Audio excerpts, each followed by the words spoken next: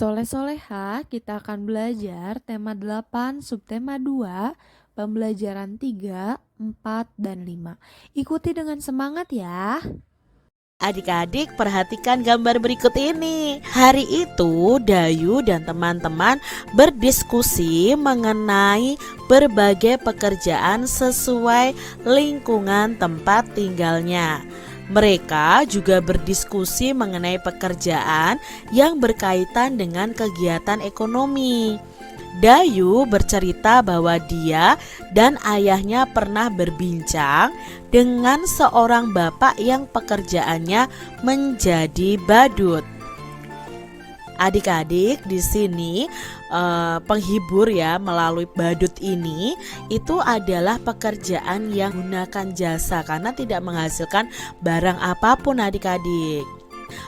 Ingatkah kalian tentang macam-macam kegiatan ekonomi? Mari kita ingat kembali tentang kegiatan ekonomi yang terdiri atas produksi, distribusi, dan konsumsi. Adik-adik, apakah yang dimaksud dengan produksi dan produsen? Masih ingatkah kalian? Nah, produksi adalah kegiatan yang menghasilkan barang atau jasa, sedangkan produsen adalah pelaku dari kegiatan produksi ini. Jadi produsen itu adalah pelaku kegiatan ekonomi yang menghasilkan barang atau jasa. Lalu apakah yang dimaksud dengan distribusi dan distributor? Nah, distribusi adalah kegiatan menyalurkan barang dan jasa. Barang dan jasa tersebut didistribusikan dari produsen kepada konsumen.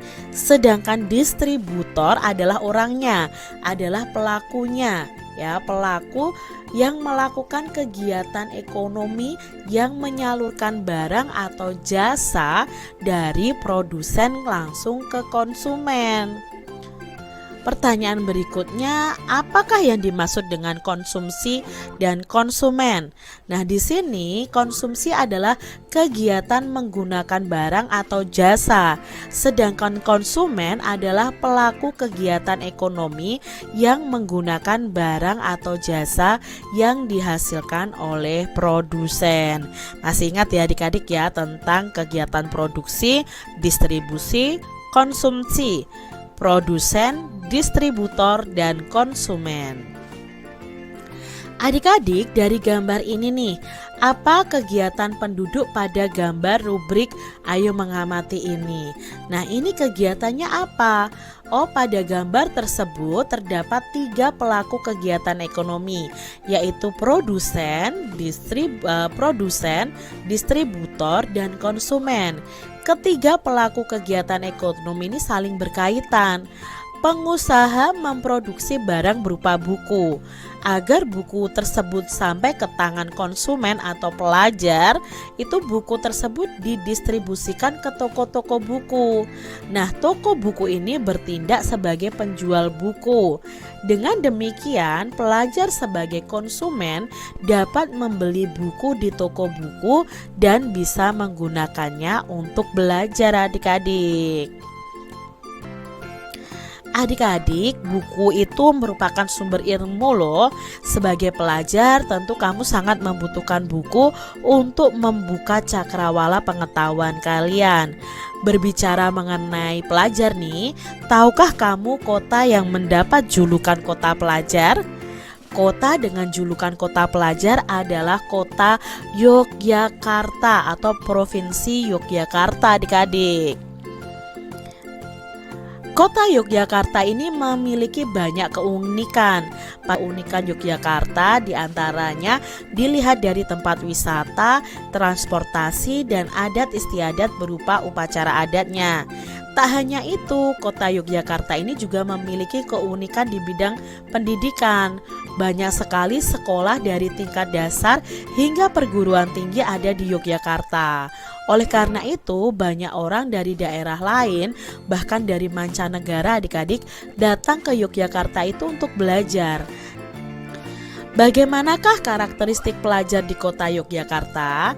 Saat ini daerah di Yogyakarta ini sudah dihuni banyak suku bangsa di Indonesia seperti suku Jawa, Sunda, Batak, serta etnis Tionghoa. Nah, oleh karena itu karakteristik pelajar yang ada di Yogyakarta ini beragam adik-adik. Di sekolah, setiap pelajar itu harus bisa menghormati keragaman karakteristik, di antaranya mau berteman dengan anak dari daerah lain tanpa memandang agama maupun sukunya. Begitu juga saat di lingkungan tempat tinggal, para pelajar dari berbagai daerah yang tinggal di satu lingkungan harus hidup rukun. Manusia harus hidup rukun di tengah-tengah perbedaan. Adik-adik perhatikan gambar berikut ini. Daerah tempat tinggal penduduk Yogyakarta itu beragam. Ada daerah dataran tinggi, ada dataran rendah, ada pesisir, ada kota, dan ada desa. Nah, di Yogyakarta juga banyak dijumpai sungai. Di antaranya ada Sungai Opak, Sungai Code, Sungai Kuning, Sungai Progo, dan Sungai Gajah Wong. Nah, salah satu sungai di Yogyakarta yang memiliki cerita legenda adalah Sungai Gajah Wong. Adik-adik perhatikan gambar berikut ini. Ini ada Siti nih adik-adik. Siti berkata, "Aku berasal dari Yogyakarta.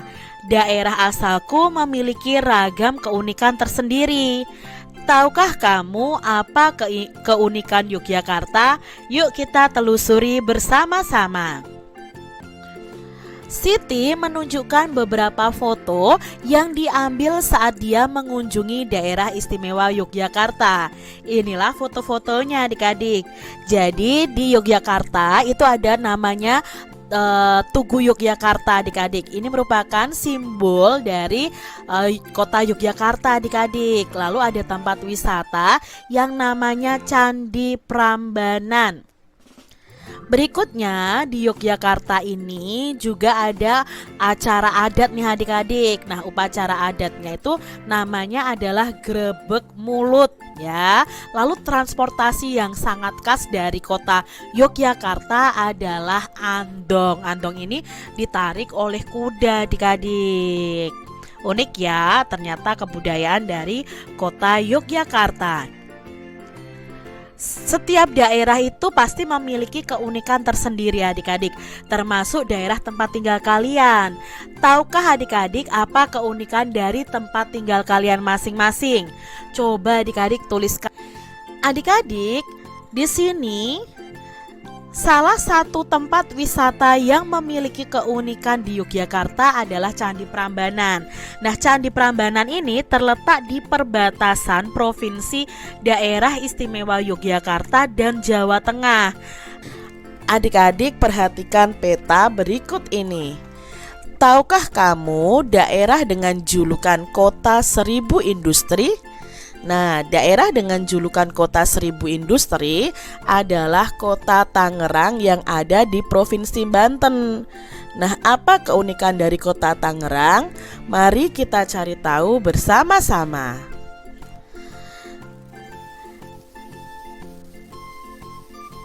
Tangerang merupakan kota unik dilihat dari kegiatan ekonominya.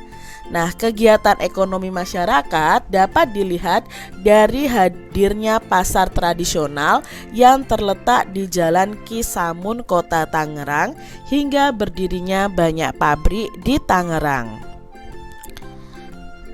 Tangerang ini dijuluki Kota Seribu Industri karena merupakan pusat industri di Pulau Jawa. Di Tangerang ini adik-adik berdiri lebih dari 1000 industri atau 1000 pabrik. Nah, banyak perusahaan-perusahaan internasional yang memiliki pabrik di kota ini. Selain keunikan pada kegiatan ekonomi, Tangerang ini memiliki keunikan dari bangunan-bangunan lama yang masih berdiri sampai sekarang Cari tahu pekerjaan masyarakat Kota Tangerang, lalu kalian bisa tuliskan di buku tulis kalian adik-adik. Nah, beberapa pekerjaan masyarakat di Kota Tangerang, ini G-nya cuma satu ya adik-adik ya. Antara lain itu sebagai dokter, guru, buruh, pegawai swasta, pegawai negeri sipil, lalu security, kasir, pelayan, lalu ada wirausahawan, ada pengusaha, ada ojek online, dan penulis serta pegawai kontrak dan lain sebagainya. Di Kota Tangerang banyak sekali bangunan tua. Coba kalian bisa mencari tahu nama-nama bangunan tua di Kota Tangerang melalui berbagai media. Nah, bisa kalian cari di internet atau di koran atau di majalah. Di sini Kak Citra akan menyebutkan beberapa bangunan tua yang ada di Kota Tangerang. Nah, pertama ada Museum Benteng Heritage. Nah, ini gambarnya ada adik-adik. Lalu ada Vihara Padumutara. Nah, ini ya gambarnya. Lalu ada Pasar Lama Tangerang, ada Kelenteng Bontekbyo ya. Lalu ada Masjid Jami Kali Pasir. Berikutnya ada Taman Makam ini ya adik-adik ya. Taman Makam Pahlawan 1000. Lalu nanti ada Monumen Lengkong dan Bendungan Pintu Air 10. Itu termasuk nama-nama bangunan tua yang ada di Kota Tangerang.